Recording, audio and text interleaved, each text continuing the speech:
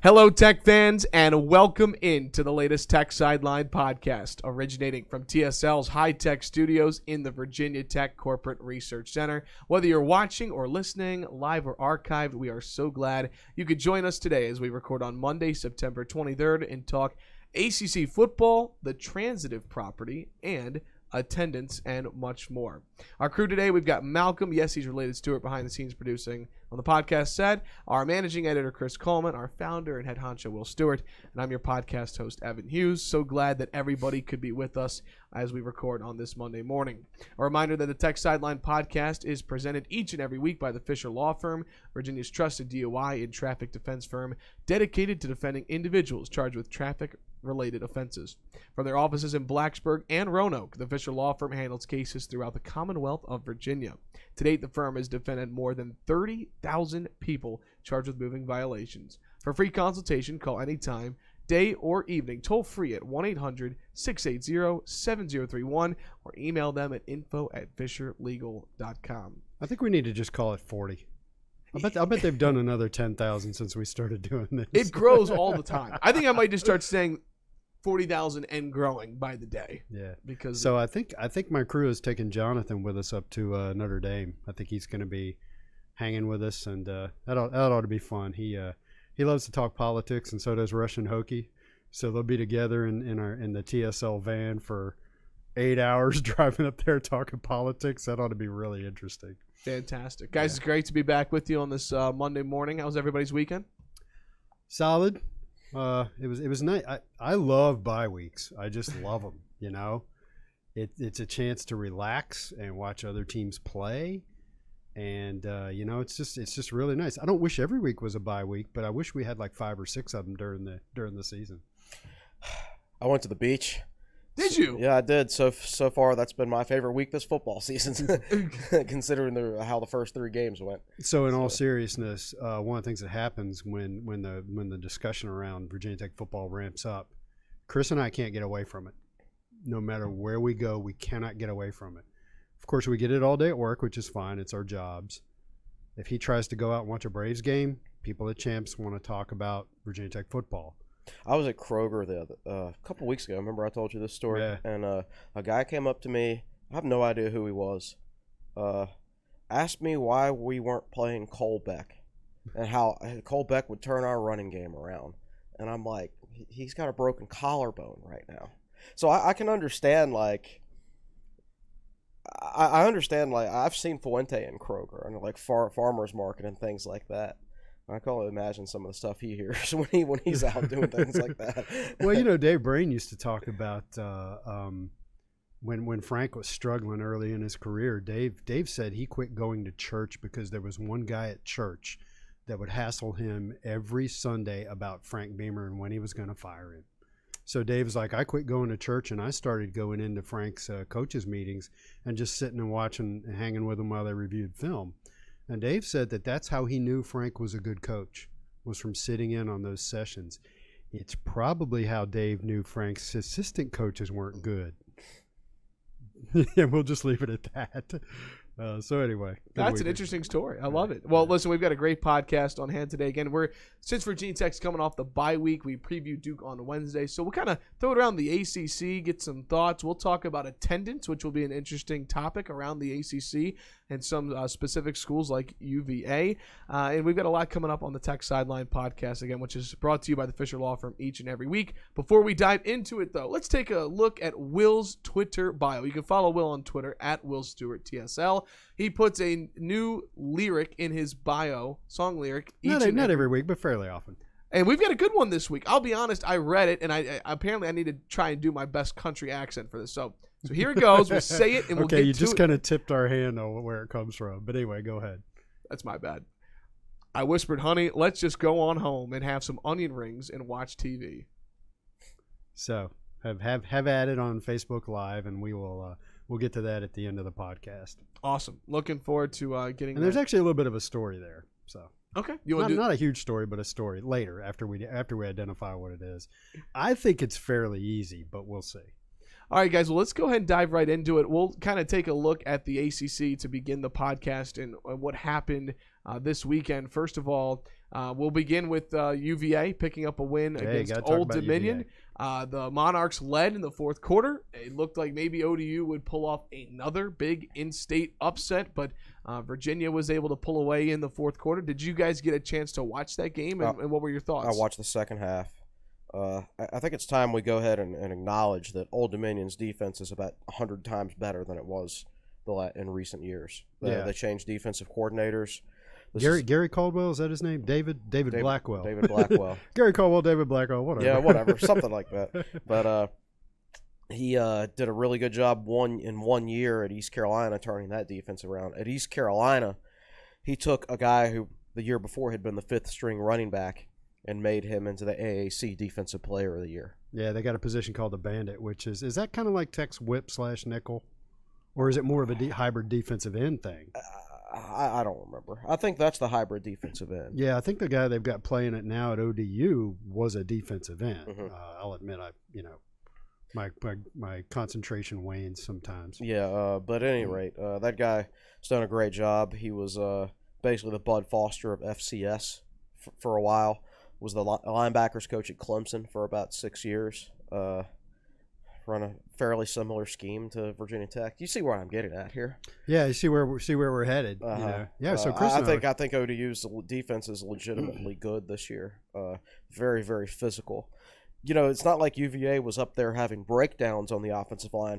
I mean, I saw Old Dominion defensive linemen just pushing them on their butts, just knocking them on their butts. It was just a physical mismatch. Those ODU guys were. I mean, we knew UVA's offensive line was bad. You could tell that from the Florida State game. And then they were even worse, I thought, against Old Dominion. And a lot of that's UVA, but some of it's Old Dominion, too.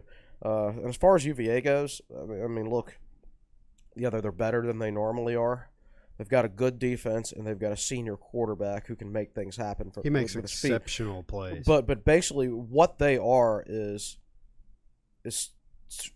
Virginia Tech during the Tyrod Taylor era to a certain extent, except Tyrod, with the exception of his sophomore year, had good receivers around him. UVA has a bad offensive line and very mediocre skill position players. Yeah, and Tyrod also had Ryan Williams in the David Wilson and Darren Evans. Oh, God. Let's not go on a tangent, Will. When you think about the talent on that offense, right?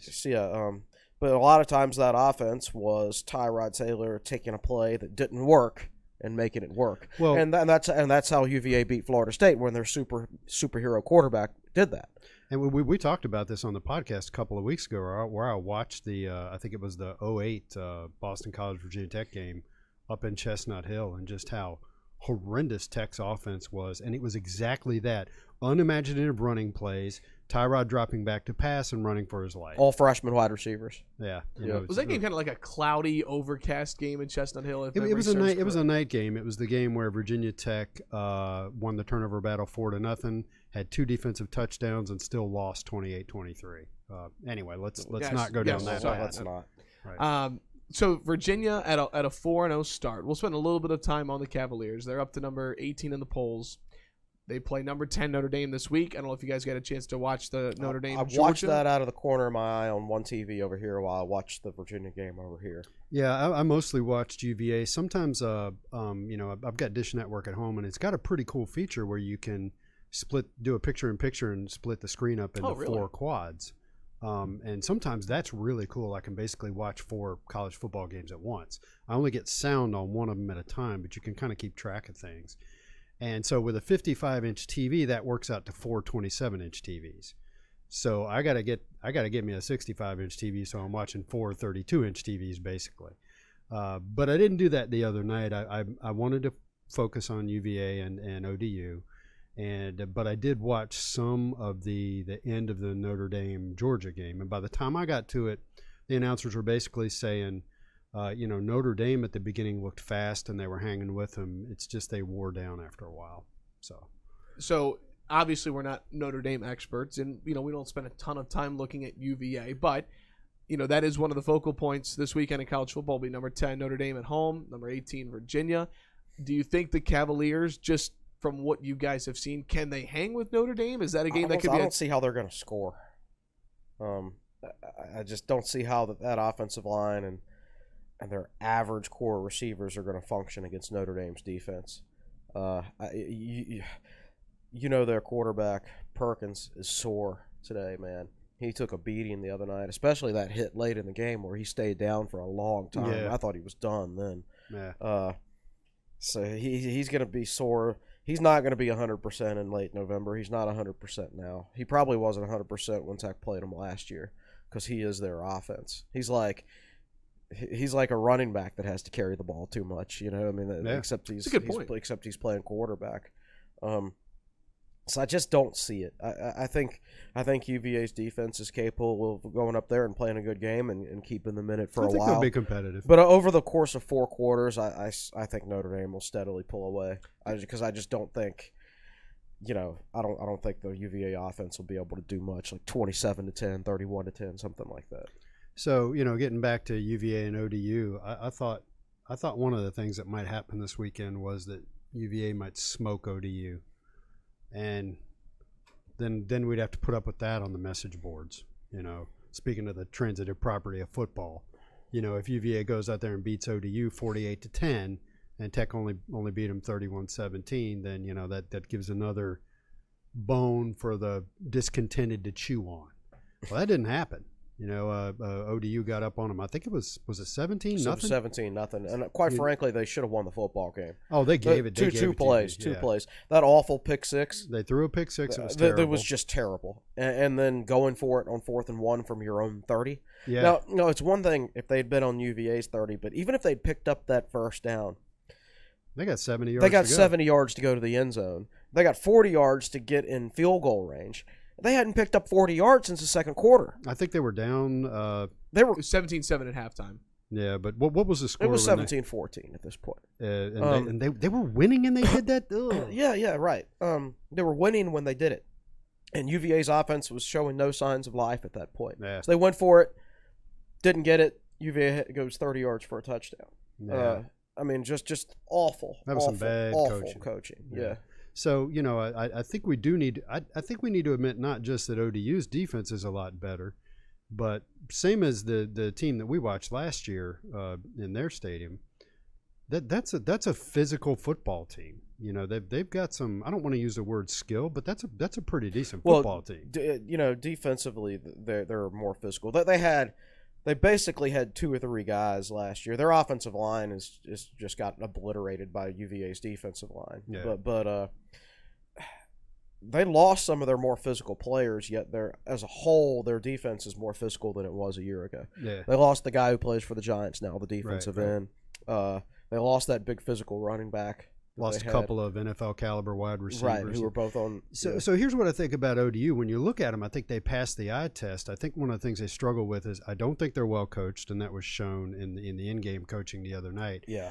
There's a lot of churn on their roster every year. There's a lot of transfers there. If you go and look, we did the analysis before Tech played ODU, and there'd been a lot of turnover on their roster. I think if their program was consistently built from the ground up with the same players and redshirting them and things like that, they might actually be a pretty good football team. I think that was part of the problem is, I don't know, they started out, the Wilder era started out really well. Yeah. But I think they reached a point where, I don't know, I think they needed to clear some guys out last year because they just weren't any good. 4-8 last year, correct?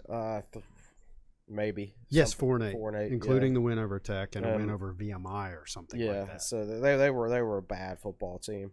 They're definitely better this year, no question. They're better. They still don't have the offense, I don't think. The quarterback play is just not good enough. And it's funny because early in Wilder's tenure, like when Heineke was their quarterback, they were all offense and no defense. And this year it looks like it's going to – and then the last couple of years they were no offense and no defense. Yeah. And it looks like this year they're going to be no offense and a whole lot of defense. So anyway, I'm glad I didn't have to deal with a huge UVA victory, and it also, I think, it pointed out to Virginia Tech fans, and there were some other games Saturday in the ACC that we'll get to, that pointed out to Virginia Tech fans that this is a week-to-week thing. Yes. Virginia Tech looked really rough after 3 games, but then you got a bye week, and there's a few teams in the ACC that look pretty rough too. Yeah, and that are looking rougher as the year goes.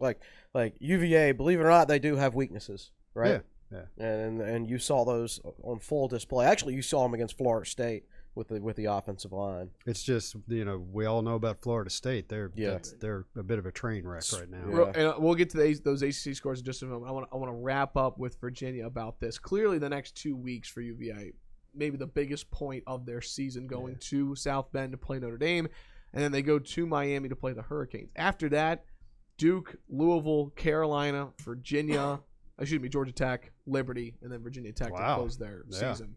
So when you look at this UVA team, even if they lose those 2 games, let's say worst case scenario against Miami and Notre Dame, do you still think there's a chance that Virginia could go 9-3? Or well, sure. I mean, 9-3 is certainly possible. They've got a really good defense and a senior quarterback, and with as weak as the ACC as weak as the ACC Coastal Division is this year, that might be all you need. Miami's got a really good defense, but they've got a freshman quarterback. Right. That's the difference between Miami and UVA. I still think that I think UVA's culture is solid. I think they're all kind of pushing in the same direction. And you've heard me talk about Miami's culture. I just, yes, they are less than the sum of their parts at any given point in time. And I don't think UVA is. I don't think they're less than the sum of their parts. I think they've got that program going in the right direction. You're listening to the Tech Sideline podcast, presented each and every week by the Fisher Law Firm. We're throwing it around the ACC. We'll talk about attendance and a little bit and much more on the TSL podcast. Looking at scores around the ACC, Clemson 52-10 over Charlotte on Saturday evening. They scored 17 in the first quarter and 21 in the second quarter. Maybe the underrated game of the week in the ACC was Pittsburgh knocking off Central Florida 35-34.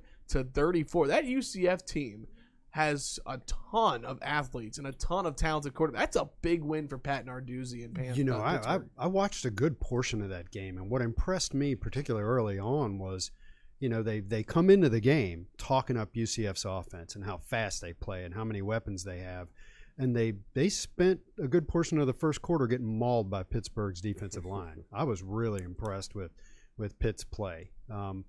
I've kind of forgotten what happened in the middle of the game. Pitt got up. Have you got the scoring breakdown? I do. There? So Pittsburgh was ahead 21-10 at the half. I think they were ahead 21-0. Yeah. Like late first quarter, early second quarter. And I'll talk about that in a second. So they were up 21-10 at half. And then what happened after that? UCF scored 21 in the third quarter. Pittsburgh scored 7, and then the Panthers scored 7 in the fourth, and UCF only had a field goal.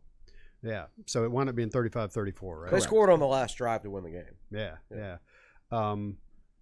Pittsburgh's offense looked a lot better than they've looked all season, and the announcers were saying, where's this offense been, particularly when they scored 21 points in the first quarter. And it was funny because Pitt gets up 21-0, and the announcers start in on UCF. They start in talking about how this is why they're going to struggle to make the playoff because, this is what people are going to use against them. And Rod Gilmore was careful to say there's still plenty of time here, And sure enough, UCF made some plays, came back and took the lead, and that line of conversation changed. But absolutely, don't underestimate that. That was a big win for Pittsburgh. And keep in mind that Pittsburgh lost their season opener to UVA at home, but since 2 weeks ago, you'll remember they nearly knocked off Penn State. They made some plays in that Penn State game. They just got down there at the goal line and couldn't finish. So if Pittsburgh keeps playing like this, are they a dark horse in the ACC Coastal? Would you say they're currently, they've got that one loss, but do you think if they keep playing like they did the last 2 weeks that they could challenge? They lost to UVA head-to-head. So UVA's got the tiebreaker on them. So if it ended up being a tie, the UVA would get it. Yes, they're a dark horse. I don't think they're likely to win it. I know their offense is better against UCF, but I still don't think it's good enough. But you can say that about Miami. Miami's offense isn't very good, and UVA's offense outside of Perkins isn't any good either. So again, Pittsburgh's one of those teams like UVA where they've had the head coach in place for a while. You've heard me talk about this. They had 19 seniors last year. 18 of them were red shirts, and the other one was I think Darren Hall, who always be red shirt. Didn't need to red shirt. So you see that last year, 19 seniors, including 18 redshirt seniors, they're losing all those guys, and you think, oh, they're not going to be as good next year. They're probably not as good this year, but that doesn't mean they're bad. They've still got an identity. They've still got a well-established system and player development going on. Do you think we should make Chris a shirt that quotes always red shirt? Chris Always Coleman. be red shirt. Yeah, Pitt's never going to be a team that recruits great or anything like that, but I think to maximize their whole thing is toughness, getting the strongest, toughest players out there. And when you put fifth-year seniors on the field, at that point they've maxed out their strength, right? Through 5 years at the school. And so I think it's important at a school like Pitt that they do redshirt guys. And I think it's important for most schools outside of your elite that recruit at the Clemson, Ohio State, Alabama level. Georgia, those kind of teams. I think redshirting is very important. Want to move this conversation along. A couple scores that we won't talk about from this weekend, but Boston College did beat Rutgers 30-16. Rutgers kept it close initially. The Scarlet Knights scored a touchdown, and the center actually celebrated by punching his quarterback in the helmet. I don't know if you guys saw that. I actually got a notification on my phone, and it said, Rutgers players celebrate scoring a touchdown, ... And I didn't click on it. I knew it was talking about some kind of funny celebration, but I thought it was funny that it just said Rutgers players celebrate scoring a touchdown. Because right, they don't get to do it very often. Doesn't happen very often. But no, he literally punched his quarterback in the helmet. I mean, it was odd. I've never seen that before. I will say this: every week that goes by, that loss to Boston College doesn't get any better looking. They got stomped by Kansas at home. They didn't exactly blow Rutgers out, but let's not dwell on that. Yep. Syracuse beat Western Michigan 52-33. Wake Forest is now 4-0, 3-0 at home, 49-7 over a pretty good FCS school in Elon in the CAA. Florida State 35-24 over Louisville. We'll talk about the attendance of that game in a little bit. And Miami, an ugly win over Central Michigan, 17-12 at home. I think it was 7-2 at halftime. Yeah. Yep, you're right. 7-2. So somebody said something about the score of that game on the message board, and I said, I don't know. Looks like Miami's got a couple of homers, and they're up 7-2, in the fifth inning. I don't know how Central Michigan's baseball team would be, but yeah, I don't know. And then NC State beat Ball State 34-23. We'll wrap up the conversation. We'll go a little bit in depth about App State moving to 3-0 and going into Carolina, knocking off the Tar Heels 34-31. Will, it felt like after the first 2 weeks, Mac is back, Carolina's back. Should we be pumping the brakes on that? You should. We never talked about it, and I never said this, but that's a good start for them to go 2-0 like that. But there's too much building for them to do for their success to be consistent. And as a matter of fact, we did talk about it, and Chris and I said repeatedly, wait till the film gets out on that freshman quarterback. He'll get easier to defend, and I don't know if that's part of what went on with App State. I didn't watch the game. I also think their first two games, they played South Carolina. They go up against a coach, Will Muschamp, who is offensively challenged, to say the least. And I think South Carolina's really going to struggle this year. This is a coach who got fired from Florida, an easier job than South Carolina. Yeah. And then got hired by South Carolina, a tougher job. Yeah. In the same conference and division. So I don't think you should expect great success at South Carolina with Will Muschamp. And then the next week, it's Miami and their freshman offensive line and freshman quarterback. Yeah. And you know what happens when you put too many freshmen on the field. But then you go up against Wake Forest, which, has more upperclassmen, and Appalachian State, which I'm guessing has more upperclassmen. And having upperclassmen is important. I mean, listen. Obviously, South Carolina and Miami have more talent than Wake Forest and Appalachian State. So there's a discussion. Sorry to interrupt, but there's a discussion on the message board this weekend about how a team like App State is full of football players instead of athletes. So you get into this thing of, and this is a large topic, and I haven't thought it through, so I might stick my foot in my mouth. But is it as fewer and fewer kids play football, are you getting more and more kids who are maybe good athletes but not necessarily good football players? So things like maturity and age and being and in this discussion I brought up the kid Carney that plays for Wake Forest, that throwback fullback type that Frank would have just loved to have had in the mid-90s. Frank had players like that in the mid-90s. Carney's a football. I don't even know his first name, but I've watched him. He's a football player. That's a guy. He's a Sam Rogers type. Maybe not as gifted athletically because Sam was an excellent athlete. Sam was a football player, So I think that the maturity also plays into, have you got older guys and are they football players as opposed to athletes? If that's the case, you got a good chance against almost anybody. Yeah, I mean, I definitely think that's true. And Virginia Tech's just got so many freshmen, man.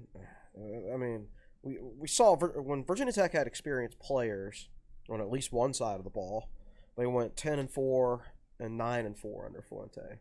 And since then, it's just been all freshmen and sophomores, and you've seen the results. And freshmen and sophomores, as a group, do not win. It's not going to happen unless they're like the top 50 types, top 100 types that all go to Alabama and Clemson.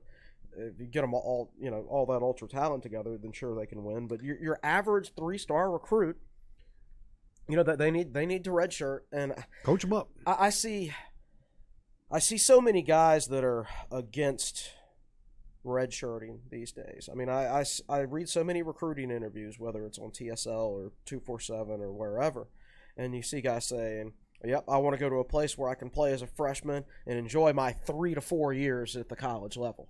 Right. So they're thinking about playing 3 years and leaving. Right. So when Khalil Pimpleton, who played as a true freshman in Tech but wasn't getting great playing time behind Sean Savoy, he leaves in the middle of the season. True freshman. Man, dude, have a little patience. Have a little bit of patience, for goodness sake. Yeah. Those App State kids, they weren't highly recruited. Right. So they're not worried about that. It's just not something that worries about them. I watched Michigan, with their top 10 classes, get mauled by Wisconsin with their 30s, their 30s to 40th ranked classes. Yeah. I'm telling. It goes back to what I said last year.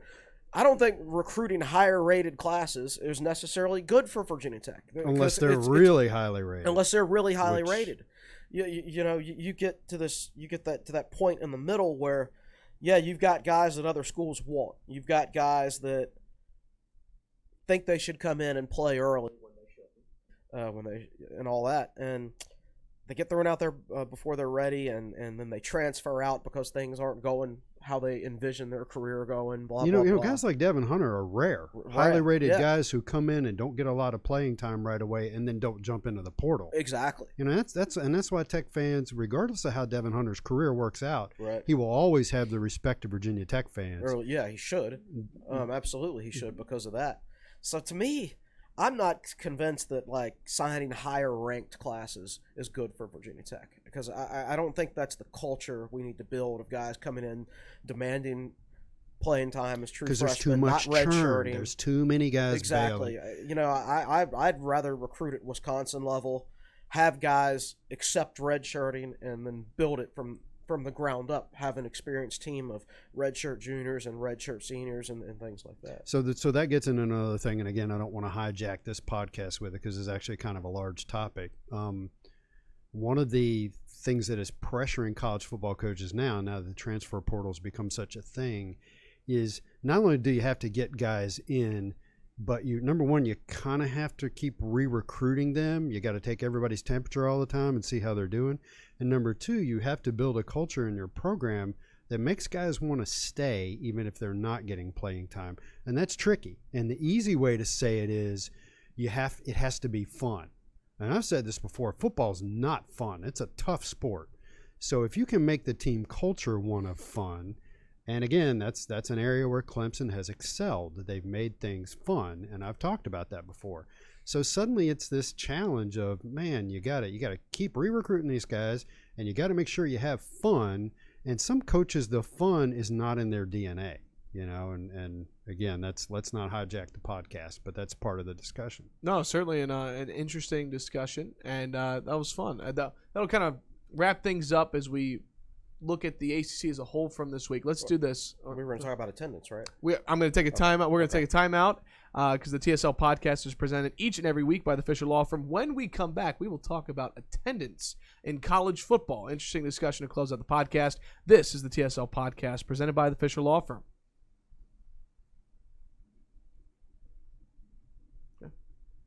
Good. 3, 2, 1. Our thanks to Jonathan Fisher and his team at the Fisher Law Firm for being the title sponsor of the Tech Sideline podcast. Welcome back aboard. Recording on Monday, September 23rd. Hope you had a fantastic weekend, and thanks so much for making Tech Sideline a part of your day. We've got Malcolm, yes, he's related, Stewart producing. We've got Chris Coleman, Will Stewart, and I'm Evan Hughes. We transitioned from talking about the ACC as a whole because Tech had the week off, so taking a look around the conference. And now we talk about attendance in college football. I'm eager to get into this conversation, and Will, you brought this up. It's something that has been talked about a lot in recent years. Even Coach Nick Saban at Alabama last year called out the student body at Alabama for not showing up. Was it last year or the year before? I mean, Saban's been talking about it for a while. But it even more so than the students, just as a whole, attendance in college football. Why do you think it's declining? Let's not beat up on the students. You know? Yeah. And everybody knows why it's declining. It's because it's gotten more expensive. A lot more expensive. The televisions have and the in-home experience has gotten fantastic, and I just detailed that for you. I can watch 4 games at once with excellent replay angles and all that stuff. And I've talked before about back when I used to be in the press box. My worst days as a college football fan were when Virginia Tech played William and Mary at like 2 o'clock in the afternoon. I don't get to watch the early games. I got to watch Tech smoke William and Mary at 2 o'clock. Then I got to write it up, and I can't watch the night games either. You know, and as a college football fan, I already know how this Virginia Tech William and Mary game is going to work out. I want to watch some other games, and I can't. So you extend that to fans.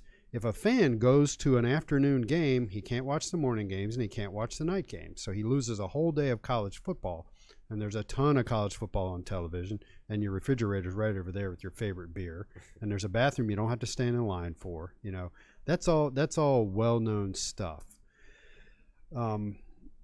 So attendance it's been a topic for a few years. To me, it's ramping up because go over some of the numbers from that we talked about when we were prepping for this from the weekend. So from this weekend, the App State North Carolina game, the announced attendance was 50,500, which is not bad. Their capacity is only about 51. No, that's right. They did drop their capacity. Yeah, and that's part of the discussion. At Doak Campbell Stadium in Tallahassee for Florida State and Louisville, 46,530. Which is like half their capacity. I'm not sure it was that many people. So. And then I need to pull up for the ODU, but for the Virginia, Florida State, 57,826 announced. And then I will scramble here to find the Old Dominion. It was high 40s, low 50s, or was it 44, Chris? Is that what you said? 44,500 thereabouts. Wow. Yeah. So it was a bad crowd. The Old Dominion Virginia game from this past Saturday, the announced attendance on the UVA website, 44,573. That is almost 20,000 below capacity. So in the late 90s and early 2000s, schools like Virginia Tech and UVA were increasing attendance, increasing capacity to the mid-60s. UNC at the time, their capacity was, I think, 65,000 in Kenan Stadium. UNC has already made the jump, and they tore out their metal bleachers last year and replaced them with chairback seats, and that reduced capacity from roughly 65 to about 51 or 52, maybe as much as 53. It dropped it considerably. And I went and looked at UNC's attendance averages for the 4 years leading up to last year, and they were averaging 51 or 52,000 fans a game. And one of those years, they won the Coastal. They won 10 games and won the Coastal. And so they finally said they were kind of one of the early adopters of, you know what, let's stop kidding ourselves. This is how many fans are going to come to our games, so let's make it a better experience for those fans and try to keep them in the seats, keep them coming, keep them buying tickets. I am of the opinion, so Virginia Tech's attendance so far this year has been 57 and 53. And 52 or 53. Virginia Tech's actually doing pretty well. When you Florida State had 47,000 against Louisville, and Virginia Tech had 53,000 against Furman. And Florida State is in Tallahassee, a urban environment with a lot of people, and it's the capital of Florida. And a long, glorious history of winning. Right. Yeah, so if you look around Lane Stadium and you start to worry about how attendance is dropping, yes, it's down, but it's actually worse at some other places. Yeah. So I am of the opinion, and this will be in my mind over the course of the next 1, 2, or 3 years, Number one, let's say Virginia Tech gets better next year and starts winning 8, 9, 10 games again. I'm just not sure you're ever going to put 65,000 fans in Lane Stadium again. So I think Whit Babcock, I know Whit wants to do some stuff with the East stands that's interesting. He wants to, and I don't want to speak out of turn because this isn't even something that's going to get announced soon or anything like that. Your next big project at Virginia Tech is going to be Castle Coliseum. It's not going to be Lane Stadium. But looking down the road, Whit wants to do something with the East stands where he builds some luxury boxes over there. I think he ought to rip the Band-Aid off, go UNC style, get rid of the bleachers, go with nice chair-back seats, cut capacity. We're going to find out in the next few years exactly which way Virginia Tech's attendance is going to trend.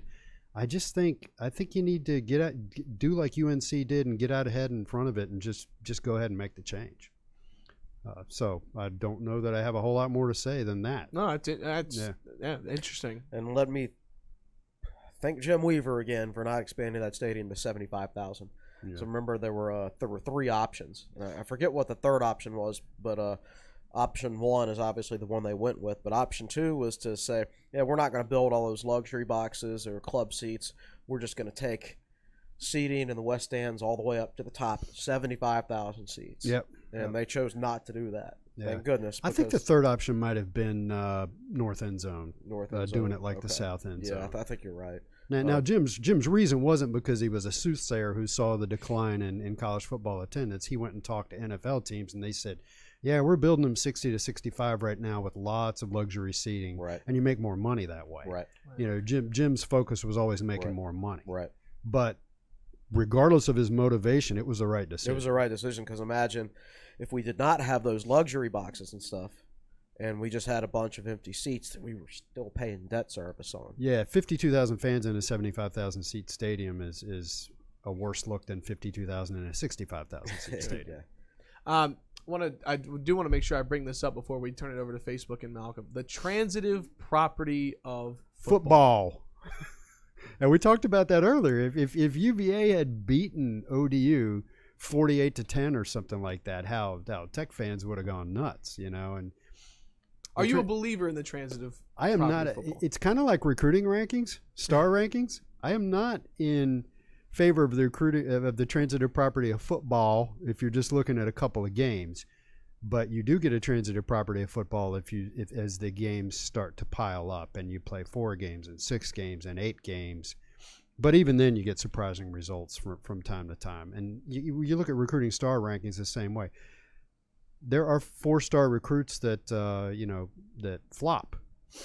But if you pack your team full of 4-star recruits, you're probably not going to flop. You know, so it's that discussion on the aggregate. I think there's truth in it. I always struggled with geometry, but I always knew the one property I always had down was the transitive property. And now mathematics, it's really easy, yeah. All right, let's turn it over to Malcolm. Yes, he's related. Stewart, our fantastic producer of the TechSideline podcast. Malcolm, how's it going over there? Not bad. Not a lot of comments today. Our first we didn't really announce it. Yeah, it's fair. Eric Fisher, how badly did you want ODU to beat UVA on Saturday? Okay, so I'm the president of Sports War LLC, which owns thesaber.com and TechSideline.com. So what I personally wanted to happen Saturday was I wanted UVA to win because it's good for business, it's good for the company. But I didn't want them to win by 35 points. So that outcome was pretty much what I wanted. Good. So there you go. Yeah. What do you think, Chris? Oh, I wanted ODU to win. And I know most Virginia Tech fans wanted ODU to win. I have a totally different viewpoint on that standpoint than most people. So what else? Dave DeCerbo. Dave I hope DeCerbo. I pronounced that right. He said good game for Kuma though. 1 reception for 4 yards. Eric Cunningham got to run the football a little bit. Or catch Chris Cunningham. Sorry, who's Eric Cunningham? You've just mixed up Eric Kuma and Chris Cunningham. Yeah. Well, it's easy to do. Their stories are similar, except Chris similar. handled himself with much more class than Eric did. Anybody comment on the song lyric in the bio? Mm-mm. All right, well, let's go ahead and turn to that again, shall we? I whispered, honey, let's just go on home and have some onion rings and watch TV. So who is that, Malcolm? I almost forgot. Queen of My Double Wide Trailer, Sammy Kershaw. By Sammy Kershaw. Early 90s, mid 90s country song. So the story there is that when Malcolm was a little guy, we used to play a lot of Sammy Kershaw. My wife and I were going through a country phase, and we had Sammy's greatest hits. And Queen of My Double Wide Trailer and Your Tattoo and Third Rate Romance and songs like that. And Malcolm was a cute little guy. We'd put him on. We'd say, "Malcolm, who is this?" And he would say, "Kermie Shaw." So it's kind of a family joke. But I was just driving around the other day. I'm always looking for kind of interesting, kind of funny lyrics, whether they're well known or not. And that's I love the lyrics. That's in a that good song. one. Yeah. Onion rings, watching TV. So it's a song about you probably don't know the song. It's a song about how he's married to the queen of his double wide trailer with the polyester curtains and the redwood deck, and it's just a classic country song. He goes out to a bar and he catches her talking to Earl at the bar, and Earl is the Charlie Daniels of the torque wrench. He rebuilds engines, and that's when Sammy leans over and says to her, "Honey, let's just go on home, have some onion rings and watch TV." So now I know what I'm listening to when I leave the offices today, and I turn on my music in my car. Chris, I know TechSideline this week's going to be a little bit of a busy week, and everything might get pushed up a little bit with the kickoff Friday. 5 days of content in 4 days is the goal this week. So it's a great... I can skip the true freshman report because it was a bye week. But other than that, it's going to be all the Now, I same will stuff. tell you that there will be no Monday Thoughts today. But we will have a Brandon Patterson article later today. Yeah. So and this is recording on Monday. So Brandon Patterson Monday today. Yep. I'm in a blue jersey right now due to my hand injury. I'm here, but it's a non-contact situation for me, so I can't really contact the keyboard. So, in all seriousness, I've been able to answer emails and participate on the message board and Twitter and things like that. But I cannot fathom typing a 3,000 or 4,000 word article right now, so that's just not going to happen today. And I'll keep rehabbing and try to get back out there. And then the preview, what day will that come out? Do you think? Should be Wednesday. Yeah, regular day. Yep. Fantastic. Well, speaking of Wednesday, that's when the TechSideline podcast returns. We will be previewing Duke and Virginia Tech, and that is a night kickoff on Friday. Friday Night Lights in Lane Stadium. I love Friday night games. It's a white effect game, by the way. Oh, so, fantastic. Yeah. And I still think when they play UVA on those Thanksgiving Friday nights, man, we need to make that a blackout. Black Friday, blackout. Why is this hard to understand? Let's do it. Black uniforms, the whole deal. You listening, Whit? Bring back those. Of course, we're not here this 2010 Nike Pro Combat black uniforms from the Boise State Tech games. I know they were favorite uniforms. I hate when I see somebody wearing those jerseys because dude, it reminds me of that game. That's one of the most painful losses ever. Why are you reminding yourself of it? Those were better than the 2015 black jerseys that they wore for Frank's last game. Yeah, the 2010 versions are way better. I forgot about that. Those were worn for. I'll close with this. The last version of NCAA football, you can choose those 2010 Nike. Okay. Pro They were cool, but and then I tell you what, uniforms quick. The Stanford game, the orange. I was a fan of that uniform. No. Okay. All right. Hey, Malcolm. The little mini helmets that are under the table here, is one of them the black helmet? Yeah. One of it made to. Hold that sucker up there. There you go. That thing's cool. There it is. Yeah. All right. Well, that'll do it for the TechSideline podcast today, gentlemen. As always, a ton of fun. Thanks so much for your time, and looking forward to Wednesday. Yep. All right. Thanks. All right. For our fantastic producer behind the scenes, Malcolm, yes, he's related, Stewart. On the podcast set, our managing editor, Chris Coleman, our founder, and the head honcho, Will Stewart. My name is Evan Hughes, proud host of the TechSideline podcast, saying so long. We'll talk to you Wednesday as we preview Virginia Tech and Duke right here on the TechSideline podcast, presented by the Fisher Law Firm.